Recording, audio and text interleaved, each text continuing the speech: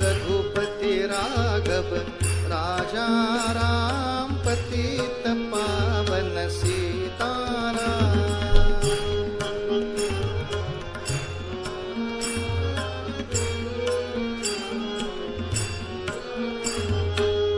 रघुपति राघव राजा राम पतित पावन सीताराम।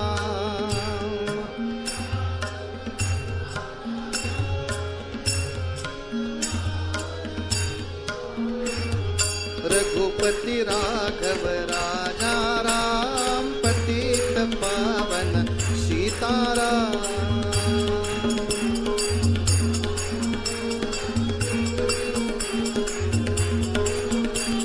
रघुपति राघव राजा राम पतित पावन सीताराम।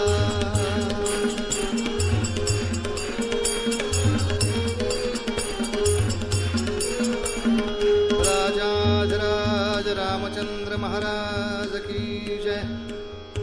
सर्वांनी माझ्यानंतर म्हणा, हरे राम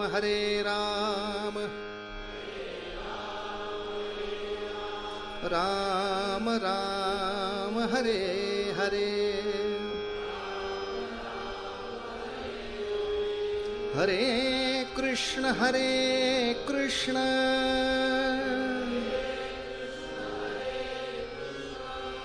कृष्ण कृष्ण हरे हरे। गोपाल कृष्ण महाराज की जय।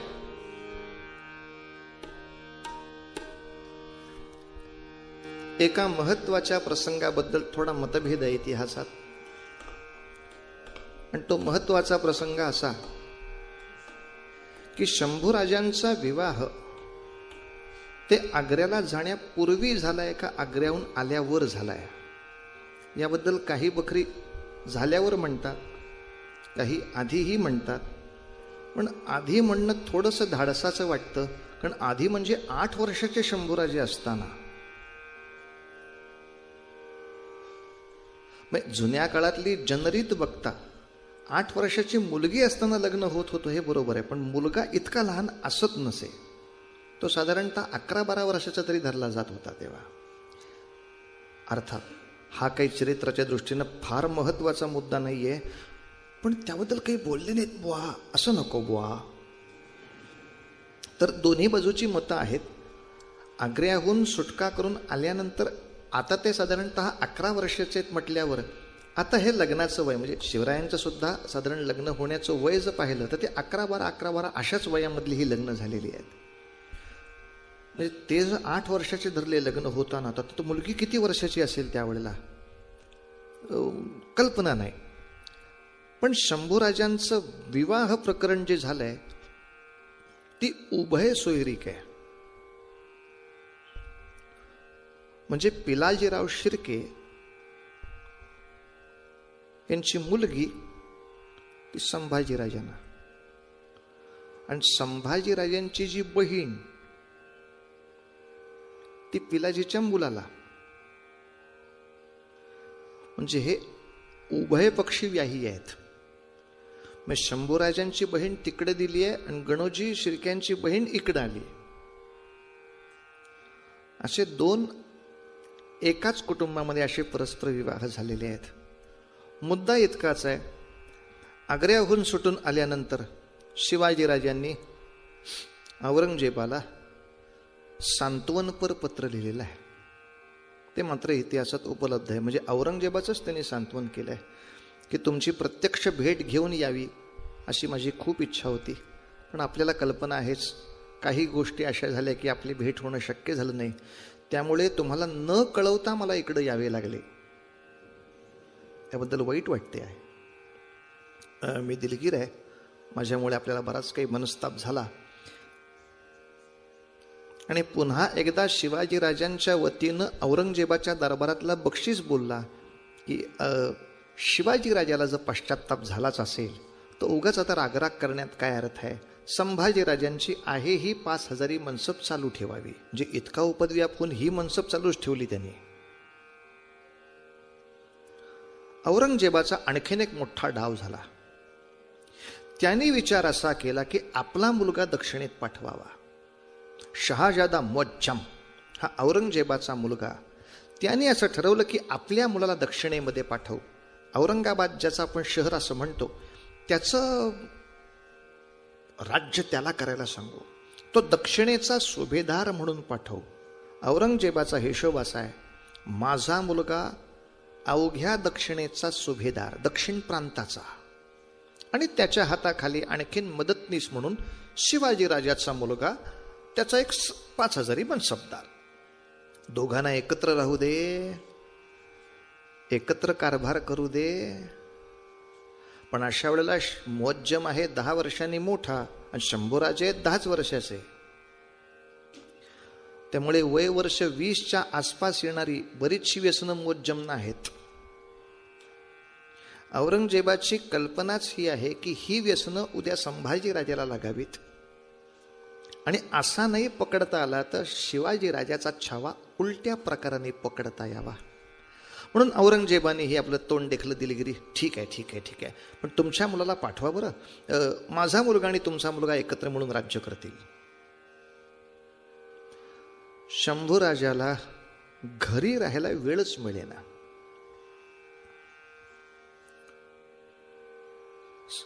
10.5 वर्षाचे संभाजीराजे, त्यांच्याबरोबर प्रतापराव गुजरांना दिलं, 10,000ची फौज दिली. शिवबाने सांगितलं जेवढा वेळ जमेल तेवढं त्यांच्याबरोबर राहा, नाही जमलं तर भांडू वगैरे नका, या परत बघू काय करायचं ते. पण वयाच्या 11व्या वर्षी संभाजीराजे अवघ्या वऱ्हाड नावाच्या प्रांताचे जहागीरदार झाले. हो, शहाजादा मुअज्जमने मोठ्या प्रेमाने त्यांना तो सगळा प्रांत दिला. 15 लाख होनांचा सगळा तो मुलूक होता, तो राजांच्या ताब्यात आला. उद्या समजा मुअज्जमशी पटले नाही तर निघून येणे, मुलूक हातात ठेवून. हो, उगाच तिथं हे नाही करायचं, खड्ड्यात गेला मुलूक, खड्ड्यात गेला तुमचा महसूल, हे घ्या, परत परत परत घ्या वगैरे काही नाही. जे दिलंय ते सगळं घेऊन निघून यायचं. शहाजादा मुअज्जम काय धर्मादाय करायला बसलेला नाही, तो तितकाच लबाड आहे. लबाडाशी आपणही तेवढ्याच लबाडीनं तयार असलं पाहिजे. शिवाजी राजांची जीवनभराची यशस्वीतेमध्ये हे एक महत्वाचं गमक आहे. आतापर्यंत मुघलांशी व्यवहार करताना आमचे अनेक राजे चांगले होते, शूर होते, पण ते युद्धाला युद्ध करत, पण कपटाला कपट कोणी करत नसे. वो बुराई करे हम भलाई करे, अशा तऱ्हेची एक सवय लागली होती. शिवरायांच्या पासून ती सवय त्यांनी मोडली. आप बुराई करे तो हम तुमसे भी बुराई करे आणि मग तुम्हारी भलाई हो. चितोडच्या पायथ्याशी हा प्रकार झाला होता की चितोड किल्ल्यावर येताना राजपूत राण्यांनी अट घातली होती की अल्लाउद्दीन खिलजीनं शस्त्र आणता कामा नये. तो तसाच निहत्तावरती आला, कारण राजपूत नक्की वचन पाळणारच होते. आता अल्लाउद्दीननी त्याच्या उलटा डाव टाकला, आम्ही नाही का तुमच्याकडे निहत्ते आलो, आता तुम्ही निशस्त्र या आम्हाला भेटायला. तेव्हा नेमका रतनसिंग फार बेसावध राहिला. तो आला आणि अटकच झाली. नंतर चितोडगडचा सगळा जोहार आपण ऐकतो. पण समोरचा सुद्धा आपल्यासारखाच धर्मप्रवण वागेल याच्यावर विश्वास ठेवून गाफील राहणं हे शिवरायांनी केलं नाही. जेव्हा अफजल खानाने सांगितलं की निशस्त्र होऊन दोघांनी यायचं आहे, असं झालं तरी अफजल खान एक वेळ स्वतःचं नाही पण शेजारच्या माणसाचं शस्त्र वापरल्याशिवाय राहत नाही. कारण फक्त त्या दोघांनी निशस्त्र यायचंय, शेजारच्या माणसांनी नव्हे. अंगरक्षक आहेत ना शेजारी. आणि पुन्हा अफजल खान अशा तब्येतीचा पठाण आहे की त्याला तशी शस्त्राचीही गरज नाही आहे.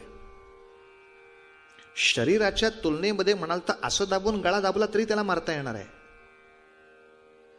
अशा वेळेला आपण नाही बेसावध राहायचं. शिवराय सातत्याने कपटाशी कपट हेच धोरण ठेवून पुढे जात राहिले. विजयाचं पारडं आपल्या बाजूला राहिलं. त्यामुळे शिवबांनी स्वच्छ सांगितलं होतं, शंभूराजे, कपट हा सुद्धा युद्धामधला एक मुत्सद्देगिरीचा प्रकार असतो. शहाजादा मुअज्जमकडनं जे जमेल ते आपल्या पदरात पाडून घेणे, नाही जमले तर धन्यवाद म्हणून निघून येणे. पण मौज अशी आहे, प्रतापराव गुजरांना हाताशी धरून शहाजादा मुअज्जम बरोबर जवळजवळ वर्षभर औरंगाबादचा कारभार केला. पण आश्चर्य असं झालं, शहाजाद्याचं एकही व्यसन शंभूराजाकडे आलं नाही. उलट शंभूराजांचं संस्कृतचं प्रेम बघून त्याला संस्कृत ग्रंथ वाचायची इच्छा व्हायला लागली. औरंगजेब म्हटला, भलतंच काहीतरी होते, शहाजादा रिटर्न टू दिल्ली. हे तिसरंच काहीतरी व्हायला लागलं. तो संस्कृतचा प्रेमी झाला नंतर. अर्थात शंभूराजांचं संस्कृत इतकं अप्रतिम आहे की संस्कृतमध्ये एका ग्रंथाचं संकलन शंभूराजांनी केलंय. इतकंच नव्हे तर रामसिंगाला त्याच्या पुढची पत्र सुद्धा त्यांनी संस्कृतमध्ये पाठवली आहेत. स्वतःची मुद्रा शिवाजीराजांनी आणि शंभूराजांनी स्वतःच्या नावाच्या मुद्रा संस्कृतमध्येच ठेवल्या आहेत. त्यामुळे त्या दोघांच्या नावाने संस्कृतला कुठेही शिव्या घालता येणार नाहीत. किंबहुना शिवाजीराजे असताना राज्याभिषेकाच्या वेळी त्यांच्या दरबारामध्ये आलेले कवी परमानंद, त्यांना शिवरायाने विनंती केली की पुढच्या पिढीला माझ्या आयुष्यातल्या काही महत्त्वाच्या घटनांची टाचणं वाचायला मिळतील, या निमित्ताने एका काव्याची रचना करा. म्हणून शिवभारत नावाचं तेव्हा पहिलं काव्य शिवाजीराजे असताना त्यांच्या डोळ्यादेखत परमानंदांनी लिहिलं, ज्याचं प्रूफ रिडिंग महाराजांनीच केलं. हो, पण शेवटी माझ्या आयुष्यातल्या घटना तुम्ही लिहिताय, मी तपासणार नाही का? इतके भोंगळ महाराज नक्की नाहीत. आणि त्यांनी ग्रँट केलेलं ते पुस्तक आहे ते ठीक आहे. हे जे हे हे हे हे सगळं काही लिहिलं हे छान आहे, फक्त वाईट एकच आहे,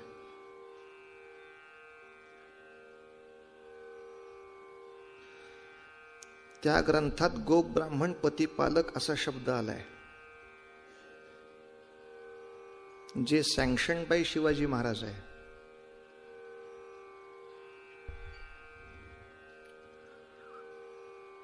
आणि आता शिवाजी महाराजांनी सँक्शन केलेल्या शब्दावर मारामारी आहे.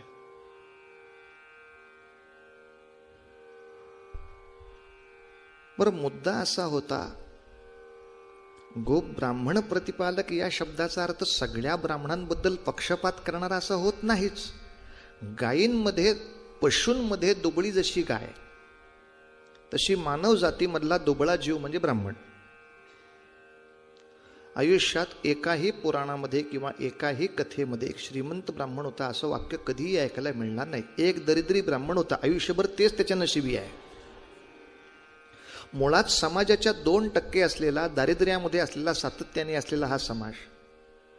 अर्थात ज्या क्षणाला अफजल खानाचा वकील कृष्णाजी भास्कर हा ब्राह्मण असणारा वकील जेव्हा अफजल खानाच्या वतीनं अंगावर चालून आला, तेव्हा ब्राह्मण असूनही शिवरायांनी त्याचा शिरच्छेद केला, यात संशय नाही. पण ते चित्र सगळ्या पुस्तकाच्या शीर्षकाला फोटो म्हणून द्यायचं, याच्यासारखा वेडेपणा नाही का? अहो, शिवरायांना अफजल खान जो प्राप्त झाला त्यासाठी बोलणी करायला जो शिवरायांचा वकील होता, गोपीनाथ पंत वकील, तो ब्राह्मणच होता की हो. ब्राह्मण होते म्हणून सरसगट सगळ्यांना कापा अशी मूर्खपणाची काही पद्धत शिवरायांनी घेतली नाही.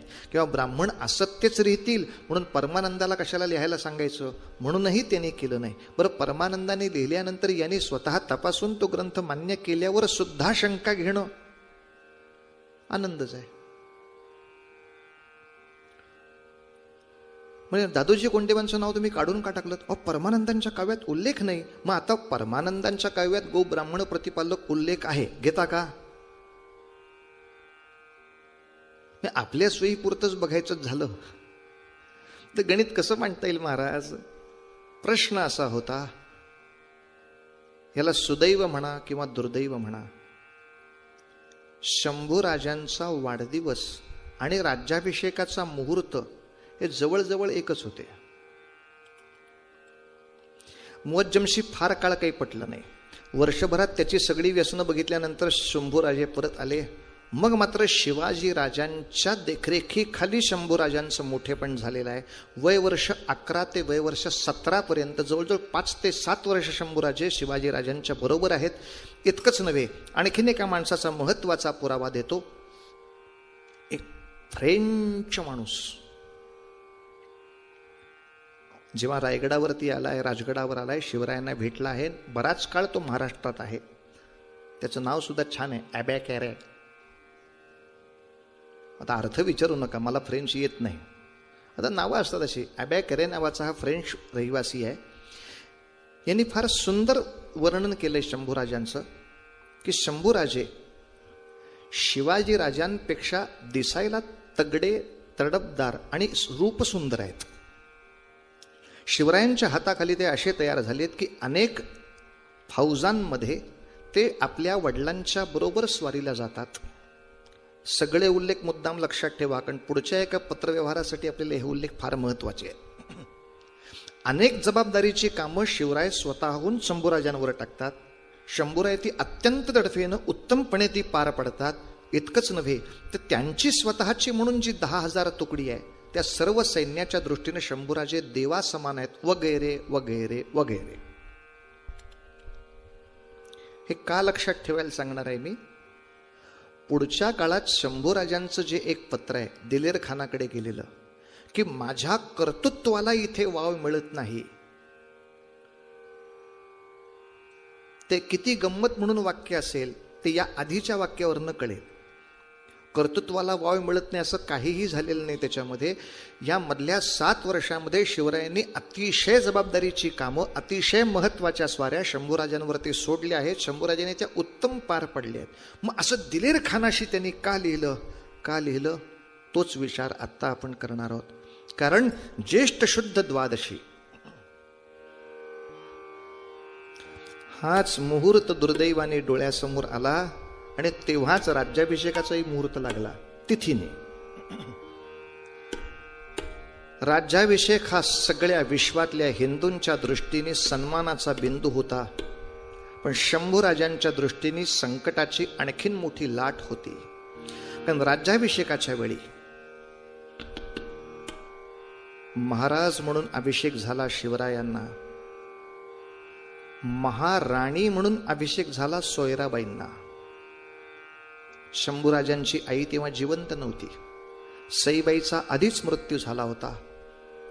सोयराबाईंना महाराणी पदाचा अभिषेक झाला आणि युवराज पदाचा अभिषेक झाला संभाजीराजांना. तिथे भांडण उभं राहिलं. आता सोयराबाईंच्या मनामध्ये विचार चाललाय की स्वराज्याचा पुढचा नायक कोण? तांत्रिक दृष्टीनं म्हणाल तर महाराणीचा मुलगा राजा झाला पाहिजे. शंभूराजाला राजा म्हणण्यासाठी त्याच्या आईच्या मस्तकावर कुठे अभिषेक झालाय? महाराणी मी आहे. महाराज शिवाजी राजे आहेत आणि महाराणी मी जर असेल तर या महाराजांनी या महाराणीचा मुलगा पुढचा राजा पाहिजे, संभाजी नव्हे. या एका नको त्या भांडणांनी त्या ठिकाणी जन्म घेतला. मनात बीजारोपण झालं. पण तूर्त हा त्यांच्या घरातला प्रश्न सोडता बाकी सर्व महाराष्ट्राच्या किंवा भारतातल्या हिंदू बांधवांच्या दृष्टीने तो दिवस सोनियाचा दिवस. आजी अमृते पाहिला, अमृते पाहिला, सोनियाचा दिवस. आजी अमृते पाहिला, अमृते पाहिला, नाम आठविता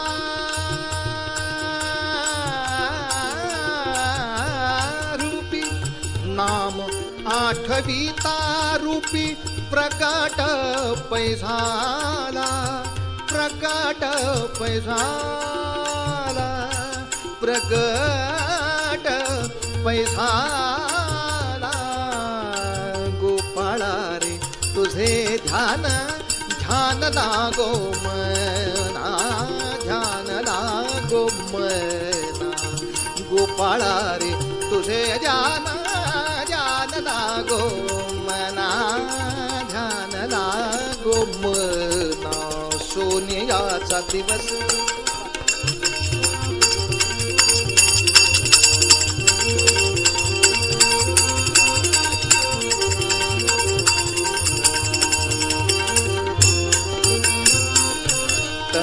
मन शरण शरण तनु मन शरण शरण तनु मन शरण शरण शरण तनु मन शरण तुझ्या बिनटलो पायी बिनटलो पायी तनु मन शरण तुझ्या बिनटलो पायी बिनटलो पायी तनु मन शरण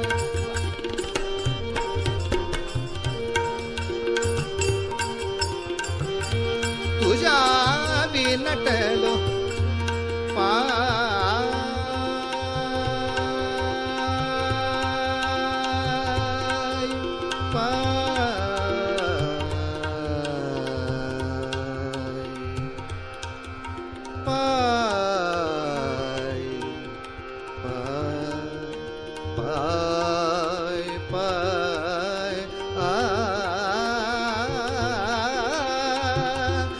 बिनटलो पाये तनु मन शरण तुझ्या बिनटलो पायी बिनटलो पायी तनु मन शरण पायी पायी पायी पायी पायी पायी पायी तनु मन शरण तुझ्या बिनटलो पायी बिनटलो पायी पाप रखुमा देवी बराबिना अणु नेणकाही पाप रखुमा देवी बराबिना अणु नेणकाही बाप रखुमा देवी बराबिना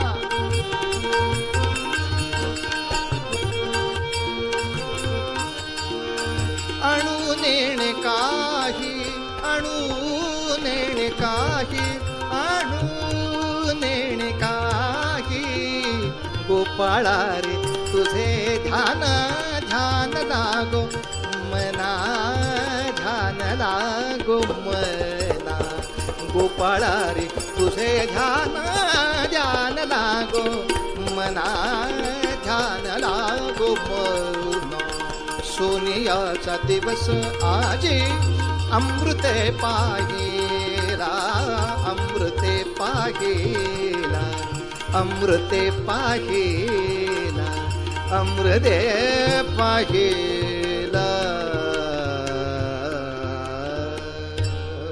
जय जय रघुवीर समर्थ महारुद्र हनुमान की जय गोपाल कृष्ण महाराज की जय छत्रपती शिवाजी महाराज की जय अवघा महाराष्ट्र दुमदुमला एका राज्याभिषेकात पण रायगडावर आता कारस्थान उभं राहिलं पुढचा राजा कोण सोयराबाईंनी मंत्रिमंडळाशी चर्चा केली की माझा मुलगा राजा राम हा राज्यावर येण्यासाठी काय करावं मंत्र्यांनी कायदा सांगितला आणि कायदा असा आहे जर युवराज चारित्र्यहीन ठरले तर आपोआप त्यांचा अधिकार जाईल आणि तुमच्या मुलाचा अधिकार उभा राहील आता लक्षात ठेवा पुढच्या सगळ्या पुराव्याचा जन्म इथे येणार आहे आता सोयराबाई याच कामाला लागणार आहेत की ज्यायोगे जास्तीत जास्त पुरावे निर्माण व्हावेत कशाचे हा चारित्र्यहीन हे दाखवण्याचे लक्षात घ्या पुरावा असला जरी तरी तो कोणी सांगितलाय हेही तितकंच महत्वाचं आहे नाही तर महाभारतातली एक फार मोठी चूक आहे ती तुम्हाला सांगतो द्रौपदी वस्त्रहरणाचा प्रसंग अनेक लोक सांगतातच यामध्ये दुःशासन तिची वस्त्र उडायला निघाला दुर्योधन तिची बेइज्जत करायला निघाला. आणि याचं समर्थन करताना काही लोक असं सांगतात की द्रौपदीनं सुद्धा यांची बेइज्जत नव्हती का केली? कधी केली होती? त्यामुळे जेव्हा मयसभा केली होती, जेव्हा तो राजसूय यज्ञ होता, तेव्हा हे सगळे जण कौरव तिथे तो यज्ञ बघायला आले होते. त्या मयसभेमध्ये आले होते. मयसभा चमत्कारिक होती. दिसते जमीन पण पाणी असायचं, दिसेल पाण्यासारखं पण जमीन असायची. या गोंधळामध्ये ते धडपडले. अशा वेळेला ही द्रौपदी नाही त्यांना बघून खेखे खेखे हसली आणि धाडकन म्हणाली, आंधळ्याची पोरं आंधळीच असायची. ही कौरवांची जर तिने बेइज्जत केलं असेल तर हे कौरवांनी वागायला काय हरकत आहे? लक्षात घ्या, वरवर ऐकणाऱ्या माणसाला हे बरोबरही दिसेल, पण मुळात अशी द्रौपदी त्या कौरवांना हसल्याचा राजसूय यज्ञाच्या प्रकरणात पुरावा नाही. जेव्हा ते कौरव तिथे फिरत होते आणि त्यांची वस्त्र पाण्याने भिजत होती, तेव्हा कुठेही द्रौपदी तिथे हसायला नव्हती. पण म्हणजे महाभारत वाक्य आहे ते केव्हा आहे? जेव्हा फजिती पाहून दुर्योधन हस्तिनापुराला गेला. त्याच्या डोक्यामध्ये संपत्तीचा अभिलाष होता. धर्मराजाचं राज्य कसं जिंकता येईल याचं डोक्यामध्ये चक्र चालू होतं. दिसत होतं की धर्मराजाची ताकद अशी आहे की युद्धाने आपल्याला पांडवांचं राज्य कधीही घेता येणार नाही. मग पांडवांचं राज्य हडप करण्याचा एकच मार्ग होता, जुगार खेळायला बोलवावं, जुगारात राज्य लावावं आणि जुगारात राज्य जिंकावं. पण हा जुगार खेळायला आपल्या बापाची परवानगी पाहिजे, कारण राजा धृतराष्ट्र आहे.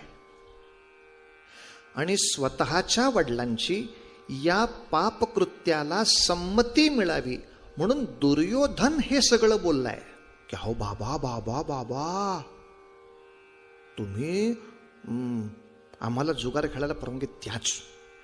कारण अहो आम्ही तिथे गेलो होतो ना, हो अहो असं पाणी जमीन म्हणून चालायला गेलो तो पाणीच निघालं, सगळी वस्त्र भिजली आमची. हो का?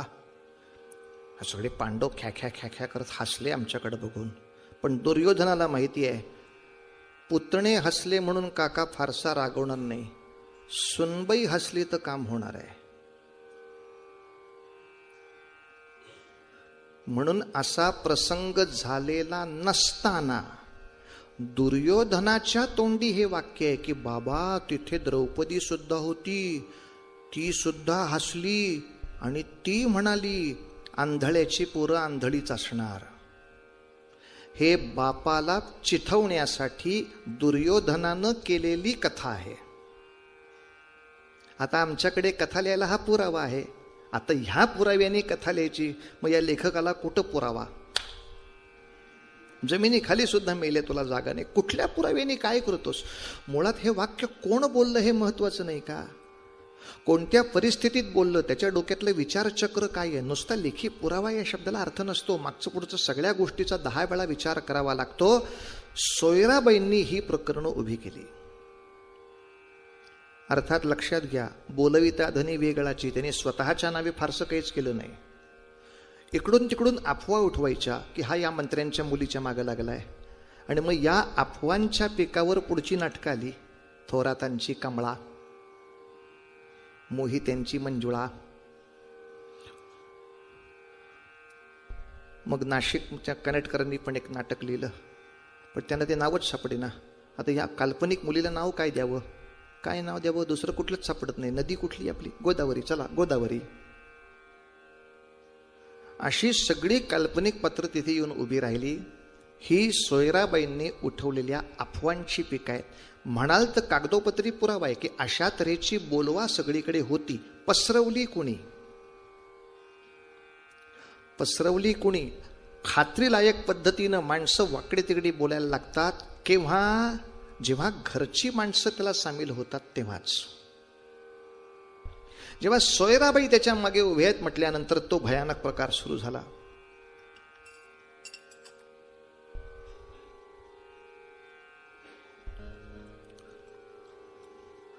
मग याच्यामध्ये हे दस्तऐवज उभे राहिले की हा आयुषमध्ये दंग असतो, याला गांजाचं व्यसन लागलंय वगैरे वगैरे वगैरे. पण आता युवराजांचं वय 17-18 वर्षाचं आहे. आपण त्या वयाची अवस्था समजू शकता. लग्न होऊन गेले युवराजांचं. या राज्याभिषेकाच्या निमित्तानं परत आग्र्याला गेलेला कवी कलश आता महाराष्ट्रात आलाय. अशा वेळेला राज्याभिषेक झाल्याच्या नंतर केवळ 12व्या किंवा 13व्या दिवशी जिजाऊ माँसाहेबांचं निधन झालंय. बाबा सतत स्वारीवर राहणार. जी मला सातत्याने सांभाळत होती ती आजी माझ्यापाशी राहिली नाही. बरं, आता जी माझी आई आहे ती तिच्या मुलाला राज्यावर बसवण्यासाठी किती कट कारस्थानं करता येतील ह्याच्या डोक्यात आहे. बरं, सगळं मंत्रिमंडळ सांगतंय तुम्ही असं करू नका. शंभूराजा काही वाईट नव्हे. तो राज्यावर जरी आला तरी तो तुमच्या मुलाला काही भिकेला लावणार नाही. तो चांगलं मोठं पदच त्याला देईल. आणि मुळात राजाराम प्रकृतीनं नाजूक आहे. शंभूराजासारखा तो दणकट नाही. आता याच्या पुढची संकट झेलायला संभाजी राजाच पाहिजे. शंभूराजासारखा राजा असेल तर शत्रूला वाटेल तशी टक्कर देता येईल. राज्याचं काय वाटेल ते होवो. राजा माझाच मुलगा झाला पाहिजे. तो दुबळा असल्यामुळे राष्ट्राचं वाटोळं झालं म्हणून फारसं काही वाटवाटून घ्यायचं नाही. राष्ट्र महत्त्वाचं नाही. माझा मुलगा राज्यावर आला का नाही हेच जास्त महत्त्वाचं आहे. अशा हट्ट धरणाऱ्या बऱ्याच 3 अक्षरांच्या स्त्रिया त्रास देतात.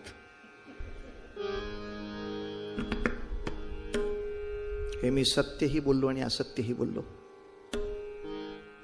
अर्थात याला अपवाद असू शकतो, पण अपवादानेच नियम सिद्ध होतो. रामायणामधली ती कैकेयी काय, तिला मदत करणारी ती मंथरा काय, पुढच्या काळामधली आमच्या राघोबा दादांची आनंदी काय.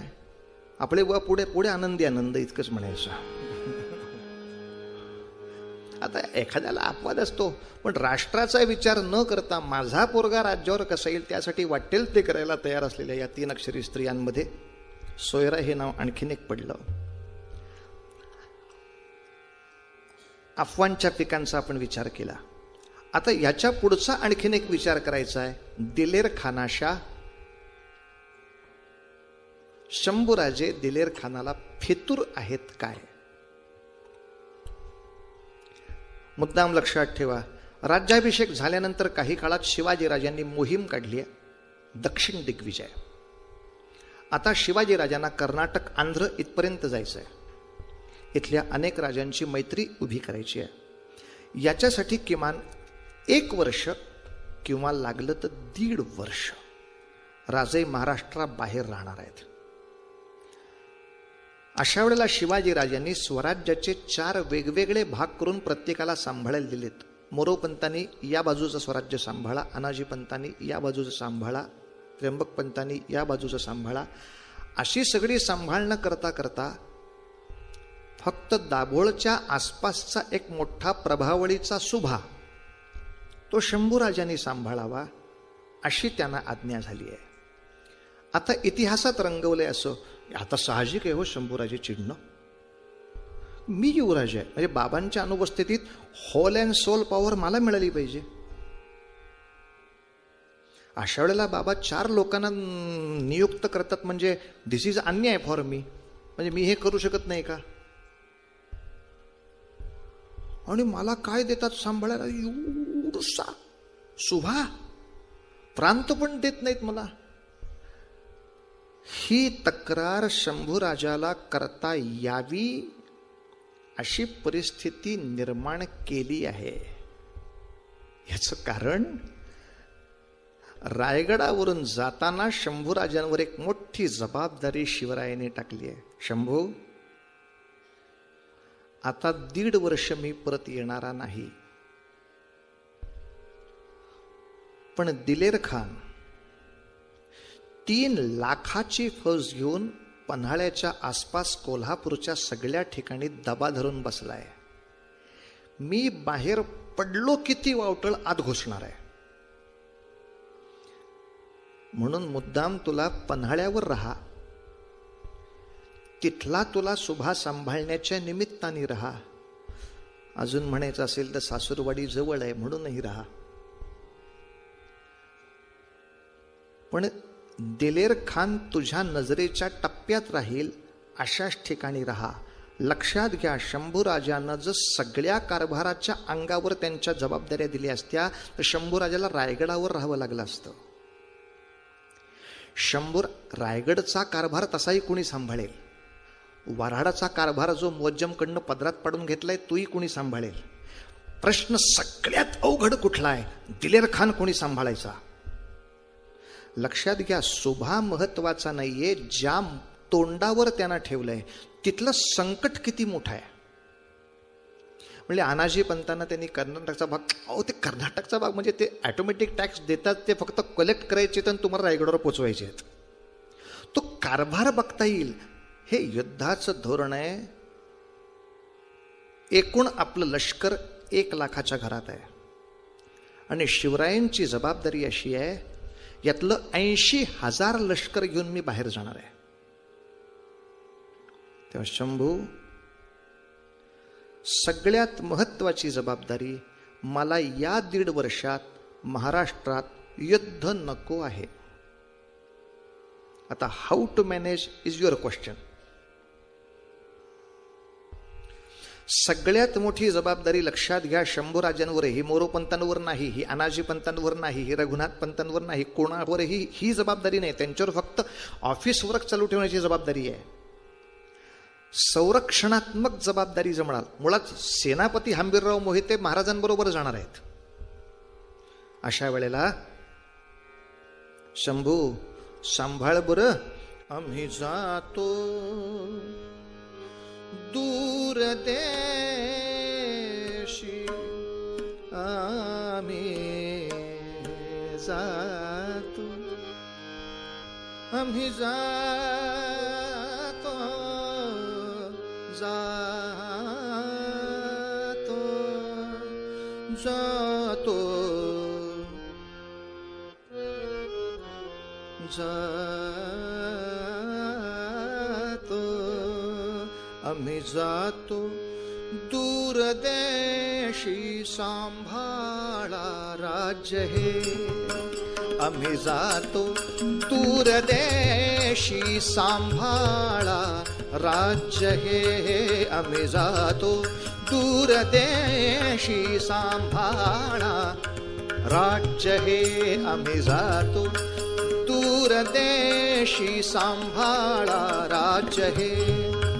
शत्रू तो जवळी आहे, सांभाळा राज्य हे. शत्रू तो जवळी आहे, सांभाळा राज्य हे. इथुनी 1.5 वर्षे, येथोनी 1.5 वर्षे, येथोनी 1.5 वर्षे, स्वारी बरी राहणे, स्वारी बरी राहणे. युवराजा शांत चित्ते, शत्रूला भुलविणे. युवराजा शांत चित्ते, शत्रूला भुलविणे रे. आम्ही जातो दूर देशी, सांभाळा राज्य हे. आम्ही जातो दूर देशी, सांभाळा राज्य हे. सांभाळा राज्य हे, सांभाळा राज्य. अन्यथा तर्कशास्त्र चालवायचं झालं तर सगळं स्वराज्य पटकन कब्जात घेणं किंवा दिलेर खानाच्या बरोबरीनं श्रीमंत होणं हे शंभूराजांना सहज शक्य आहे.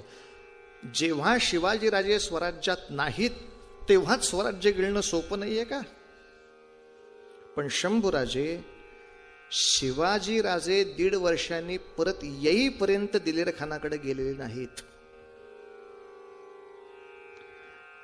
इसवी सन बघत जा.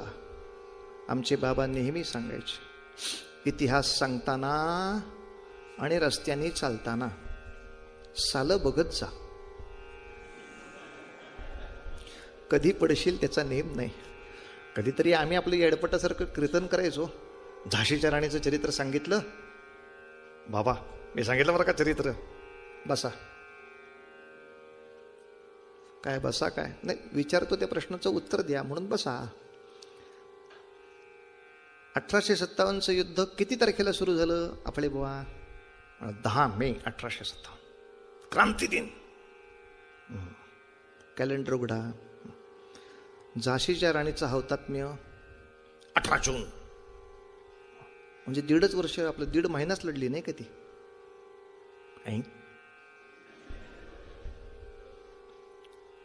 10 मे ते 18 जून. बाबा असं कसं काय झालं? साल तिचं हौतात्म्य ते 1858 सालचं आहे. पुस्तकं वाचून मग बोलत जा की रे कधीतरी. उगा आपलं ह्याने सांगितलं की चालली कथा सांगायला. बाबा म्हणजे कागदोपत्री पुरावा सापडल्याशिवाय बोलत नसत, किंवा किमान बुद्धीच्या तर्काला पटलं पाहिजे. फितुरी करायची असेल किंवा स्वराज्याचा नाशच करायचा असेल तर त्याला योग्य काळ कुठला? योग्य काळ राजे नाहीत हाच असू शकतो. शिवाजी राजे येईपर्यंत फितूर व्हायला का थांबतात? याला काहीच उत्तर नाही. आणि त्याहीपेक्षा मध्ये जो पत्रव्यवहार झालाय तो फार महत्वाचा आहे. शिवाजी राजे स्वराज्यातून गेल्याबरोबर आता दिलेर खानाने तलवार पुरजली आहे. येतोच ताबडतोब शंभूराजांचं पत्र गेलंय. दिलेर खान, इथे मला सावत्राईचा फार जाच आहे. तिच्या मनात मी निघून जावं असल्यामुळे जाच असं सारखं ती म्हणते आहे. तिचं भयंकर मला जाच आहे. आमचे बाबा सुद्धा या मंत्रिमंडळाच्या नादी लागल्यामुळं माझ्याकडे दुर्लक्ष करतायत. लक्षात घ्या, ही मुद्दाम परिस्थिती अशी तयार केली आहे की हे दिलेर खानाला खरं वाटलं पाहिजे. रायगडावरती संभाजी राजांना ठेवून त्यांनी हे पत्र लिहून दिलेर खानाने विश्वास नसता ठेवला. मग सगळ्या मंत्र्यांना बाकीची खाती दिली आणि मला नुसता प्रभावळीचा सुभा दिला. माझ्या कर्तृत्वाला इथं वाव नाहीये. मला तुमच्याकडे येऊन कर्तृत्व गाजवायची इच्छा आहे. फक्त 5,000तच हे सगळं करावं अशी माझी इच्छा नाही. कारण त्याला 5,000 मनसबदारी आहे फक्त. आहे ही मनसबदारी कायम राहणार आहे का याची खातरजमा मिळावी. लक्षात घ्या, याच्यामध्ये सरळ टाइम मॅनेजमेंट आहे. याची खातरजमा मिळावी याचा अर्थ हे 5,000 मान्य ठेवायचेत का नाहीत हे विचारण्यासाठी इथनं एक उंटवाला दिल्लीला पाठवला पाहिजे पत्र घेऊन. इथून पत्र घेऊन दिल्लीला जायला किमान त्याला 2 महिने. बरं, तिथे औरंगजेबाच्या दरबारात काय तुमच्या पत्रासाठी सगळे थांबलेले नाहीत वेटिंग लिस्टवर? तिथे रोज ऑफिस वर्कमध्ये ढिगाणी पत्र येऊन पडतात. याच्यात तुमच्या पत्राचा नंबर लागायचा कधी? त्याच्यानंतर त्याच्यावर विचारविनिमय होईल दरबारामध्ये की संभाजीराजांची जी 5,000ची मनसब आहे ती आपल्याला कायम ठेवायची आहे का? शहाजहानच्या वेळेला आपण कायम ठेवली होती, पण मध्ये या दोघांचं फाटलं. शंभूराजे रायगडावर निघून गेले. आता औरंगाबादची वऱ्हाडची जहागीर ते सांभाळतायत, पण 5,000ची मनसब सांभाळायची का? हे विचार विनिमय होणार.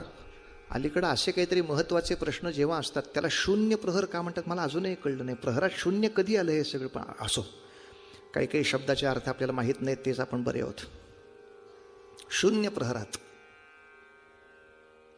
जसं मागे नाही का मी एकदा शंका विचारली होती तुम्हाला, अजूनपर्यंत मला कोणी उत्तर दिलं नाही. माहितीच्या अधिकाऱ्याला काढा तर खरी आहे की कोंबड्या राहतात त्याला खोरडं म्हणतात, घोडे ठेवतात त्याला तबेला म्हणतात, हत्ती ठेवतात त्याला पिलखाना म्हणतात, उंट ठेवतात त्याला सराई म्हणतात, माणसं राहतात त्याला घर म्हणतात, देवाची मूर्ती असते त्याला देव. हे सगळं मान्य आहे, पण जिथं मंत्री उतरतात त्याला सर्किट हाऊस का म्हणतात? आता कोणी नाव शोधून काढलं हे? कुठल्या काळात एक माहितीच्या अधिकाऱ्याखाली आपण विचारू शकतो की या इमारतीला सर्किट हाऊस म्हणायला कधीपासून सुरुवात झाली? या कोणी माणसानं हा नाव शोधून काढलं? बदलायला पाहिजे नाव, लोकांना वाईट वाटलं पाहिजे. आपल्याला सर्किट म्हणतात लोक, सर्किट हाऊस. विचारच करत नाही माणूस अशा वेळेला. म्हणून तर हा मुद्दा वेगळा. शून्य प्रहर, कोणाला माहिती असेल तर उद्या मला सांगा, माझेही थोडं अज्ञान असू शकते याच्यामध्ये. असा विचार विनिमय होईल तेव्हा औरंगजेबाचा शिक्का एका पत्रावर बसेल की 5,000 मनसबदारी सँक्शन, मान्य, इट इज बीन कंटिन्यू. आता ही चालू ठेवण्यात येणार आहे. परत यायला किमान परत पुढचे 2 महिने, 5 महिने दिलेर खान बसून फक्त राहील, युद्ध नाही. आता विनोद ऐका, हे 5च महिने झाले. तो आला ना उंटावरचा शहाणा, पत्र फडकवत आला, हो गया तेरा काम हो गया, 5,000 मिल गया. हे पत्र आल्यानंतर शंभूराजांचा पुढचा डाव. दिलेर खान, मी तुम्हाला पहिल्याच पत्रात काय सांगितलं होतं?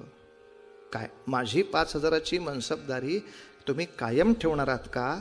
हे जसं महत्वाचं आहे तसं फक्त 5,000 मनसबदारीवर मी हे करणार नाहीये. याच्या उपर तुम्ही काय देऊ शकता हे मला उत्तर हवंय.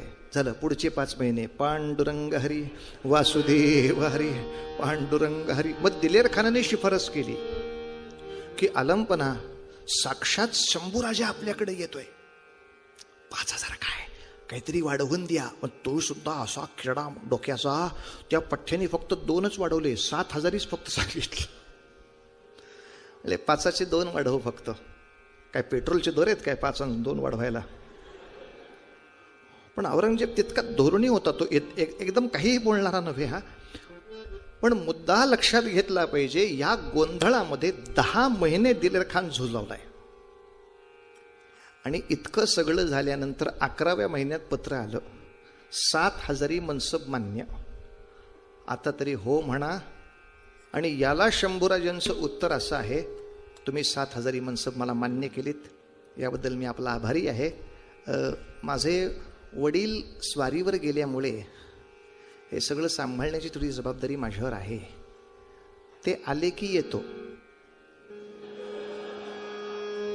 आता या पत्रानंतर जर शंभूराजे फितूरच आहेत म्हणायचं असेल तर मग मोहरेने दृष्ट काढू आपण एखाद्याच्या बुद्धीची. ही वाक्य आहेत शंभूराजांची. माझे बाबा स्वारीवर असल्यामुळे ही जबाबदारी माझ्यावर आहे हे सांगतायत ते.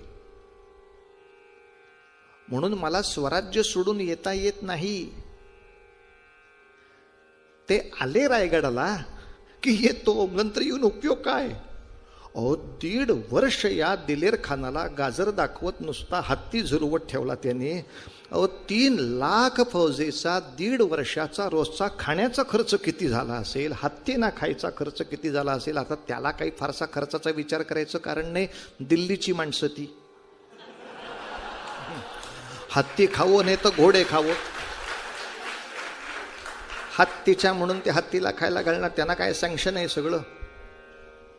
पण तरी सुद्धा औरंगजेबाचा एवढा मोठा खजिना बसल्या जागी फुकट घालवला. आणि त्याचा दुसरा फायदा असा, 1.5 वर्षात ज्यांनी युद्धच केलं नाही ते किती आळशी झाले असतील. आता ह्याच्या पुढे चालायचं म्हटलं तरी वाढवून नाही काय मिळणार जरा सुट्टी, काही करायचंच नव्हतं ना तिथे. आणि मुद्दाम लक्षात एक ठेवा, शंभूराजे जेव्हा दिलेर खानाला जाऊन मिळाले तेव्हा त्यांच्या चर्चा अशी झाली की तुमच्यावर जबाबदारी कशाची आहे? ते म्हणले, औरंगजेबाची इच्छा अशी आहे की विजापुराला संपवावं. म्हणजे आदिलशहाला संपवण्याची आज्ञा आहे. अर्थात अहो पण आदिलशाह तर बादशहाच आहेत. आदिलशहाच काय, गोवळकोंड्याच्या कुतुबशहाला सुद्धा संपवून टाकावा. आणि गोवळकोंड्याची कुतुबशाही आणि विजापूरची आदिलशाही ही मुघलांच्या आधिपत्याखाली घ्यावी अशी शहाजादा मुअज्जम आणि औरंगजेबाची आलमपनाची इथे इच्छा आहे. तेव्हा शंभूराजांच्याही लक्षात आलं, हे सगळेच बोके एकमेकात भांडतात. म्हणजे हा बादशहाच आहे, हा बादशहाच आहे, हा बादशहाच आहे. पण हा बादशहा याला गेळ्याला बसलाय, तो बादशहा त्याला गेळ्याला बसलाय. फक्त या लोकांमध्ये चांगलं एकच आहे, तिसरा कोणी आला की हे तिन्ही बोके एकत्र होतात. एकटे असले की सतत भांडतात. आणि आपण सतत एकत्र राहतो. युद्धाची वेळ आली की सगळे बाजूला होतात. काय गंमत आहे काही कळत नाही. आपल्या हिंदूंची अवस्था तो म्हणलं संत्र्यासारखी झाली आहे, संत्र्यासारखी. मस्त लाल लाल भगवा रंग दिसतो, एक संध दिसतं सगळं. पण काही नाही, एका टिचकीनं फक्त त्याच्यावरचं साल काढलं की सगळ्या फोडी वेगळ्या. याचं याच्याशी जमत नाही, त्याचं त्याच्याशी जमत नाही. कोणी चावान कराच होता त्याचा. इतके सहज फुटतात. बाकीच्या समाजाच्या भेगात दिसत असतात टरबुजासारख्या, खरबुजासारख्या. अरे हे वेगळं आहे, हे वेगळं आहे, हे याच्याशी जुळलेलं नाही, हे तिसरंच आहे, हे याच्याशी जुळणे. पण लेखाचे पक्के इतके असतात, नाही बाजूला करतायत. त्यांची एकत्र राहायची ताकद अशी जबर आहे की डोक्यात घातलं तर समोरचा मरतो. आपली दिसायचीच ताकद जास्त चांगली होते. ही असायची ताकद जमत नाही. शंभूराजांना फार मोठं या गोष्टीचं दुःख होतं की लक्षावधी हिंदू सरदार दिलेर खानाच्या हाताखाली मांडलिकगिरी करायला तयार आहेत, आनंद मानायला तयार आहेत, पण हेच सगळे हिंदू सरदार शिवाजीराजांच्या हाताखाली जायला तयार नाहीत. तिथे त्यांना तो अपमान वाटतो, तिथे कमीपणा वाटतो. लेका मांडलिकच व्हायचंय ना. मग औरंगजेबापेक्षा शिवरायांचं मांडलिकत्व जास्त श्रेष्ठ नव्हे काय? छा, मुद्दा तो नाही. एक हिशोब सांगतो तेवढा पहा.